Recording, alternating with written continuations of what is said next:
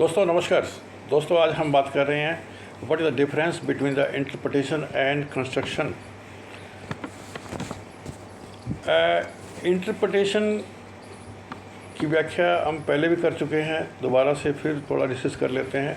Interpretation क्या है? It belongs to the understanding of the words, यानी कि जो भी शब्द जो है विधान पालिका द्वारा विधान बनाते समय इस्तेमाल किए गए हैं उनके मीनिंग को स्पष्ट करने के लिए है इंटरप्रिटेशन, यानी किसी भी विधि की व्याख्या करना।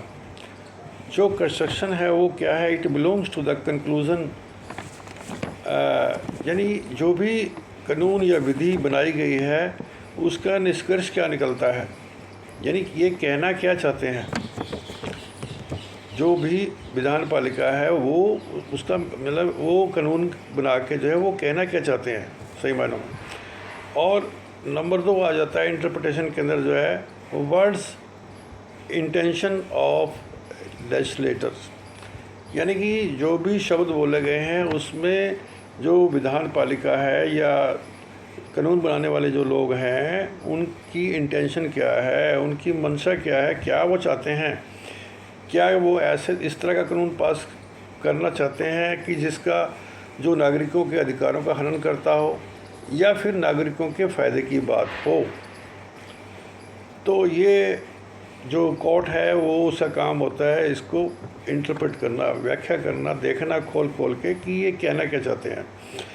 आगे कंस्ट्रक्शन में आ जाता है meaning express bye legislator in status, यानी कि जो कानून या विधि बनाते समय जो है जो विधायिका है या विधान पालिका है उन्होंने उसका मीनिंग क्या निकाला है।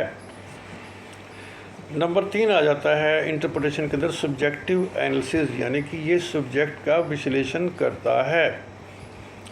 और इधर आ जाता है कंस्ट्रक्शन के अंदर जो है ऑब्जेक्टिव एनालिसिस, यानी कि ये ऑब्जेक्ट का विश्लेषण करता है कि उद्देश्य क्या है। ठीक है, जैसे मैंने बताया। तो आगे आ जाता है नंबर 4 में it is all about the language meaning, यानी कि जो भी भाषा का इस्तेमाल किया गया है विधान बनाते समय जो है तो उसका सारा जो है मीनिंग बनता क्या है ये देखना होता है कोर्ट को जो है। और आगे कंस्ट्रक्शन में क्या है? It determines the legal effect of the words, यानी ये जो शब्द जो इस्तेमाल किए गए हैं उसका कानून के ऊपर क्या प्रभाव पड़ेगा, ये कंस्ट्रक्शन से बिलोंग करता है। आगे आ जाता है नंबर 5 के ऊपर जो है interpretation it can not modify the meaning of law, यानी कि ये जो है कानून का जो अर्थ है उसको जो है ये अपने यानी उसको मॉडिफाई नहीं किया जा सकता, यानी कि उसको हम यानी बदला नहीं जा सकता, उसको बदल नहीं सकते कानून का जो अर्थ बनता है। और इधर आ जाता है कंस्ट्रक्शन में इट कैन एक्सटेंड और narrow the meaning of law, यानी कि इसमें ज़रूरत अनुसार जो है इसको कम या ज़्यादा किया जा सकता है। और नंबर 6 आ जाता है इंटरप्रिटेशन के अंदर जो है interpretation is used when language of the law is clear, यानी कि ये व्याख्या तब इस्तेमाल की जाती है जब कानून की जो भाषा है वो बिल्कुल स्पष्ट हो। आगे कंस्ट्रक्शन में क्या है? Construction is used when the language of the law is ambiguous, यानी जब कानून की जो भाषा है वो संदेशास्पद हो तब जाके जो है इस कंस्ट्रक्शन का इस्तेमाल किया जाता है। तो फिर तो देखो अपने अनुसार ही व्याख्या करेगा फिर कोर्ट। यदि मान लीजिए स्पष्ट कुछ भी नहीं है और वो यानी कहना क्या चाहते हैं ये भी समझ नहीं आ रहा, तो फिर कोर्ट फिर अपने अनुसार ही उसको लेके चलता है। तो फिर आगे आ जाता है नंबर 7 के ऊपर interpretation can be mechanical and rigid, यानी जो इंटरप्रिटेशन जो व्याख्या है विधियों की जो है वो मैकेनिकल भी हो सकती है और थोड़ी सख्त भी हो सकती है। ठीक है।